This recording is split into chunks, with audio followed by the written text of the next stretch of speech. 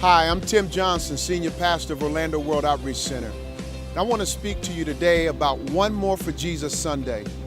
This past weekend, we began a new series called Greater to focus on how the resurrection proved that Jesus is greater than all and how his greatness affects our lives today.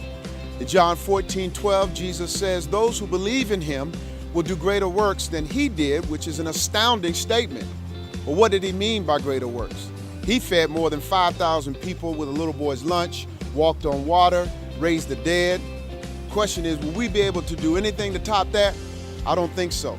But Jesus didn't say we'd work greater miracles than he, but that we do greater works. What are the greater works? Even though Jesus did many miracles and still does miracles today through those who believe in him, the primary work Jesus came to do is to seek and save the lost. And as his followers, we're called to continue what Jesus started, because he not only calls us to him, but he calls us to go for him into this world.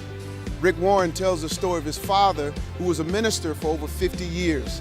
In 1999, his father died of cancer, and in the final week of his life, the disease kept him awake in a semi-conscious state nearly 24 hours a day. One night, near the end, while he, his wife, and his niece were by his bedside, his dad suddenly became very active and tried to get out of bed. Of course, he was too weak to do so, and Rick's wife tried to lay him back down, but he persisted in trying to get out of bed. So his wife finally asked, "Jimmy, what are you trying to do?" He replied, "Got to save one more for Jesus. Got to save one more for Jesus." He began to repeat that phrase over and over, and during the next hour, he said the phrase probably 100 times. Got to say one more for Jesus. Rick sat by his bed with tears running down his cheek, and he bowed his head and thanked God for his dad's faith. At that moment, his dad reached out and placed his frail hand on Rick's head and said, as if commissioning him, "Save one more for Jesus.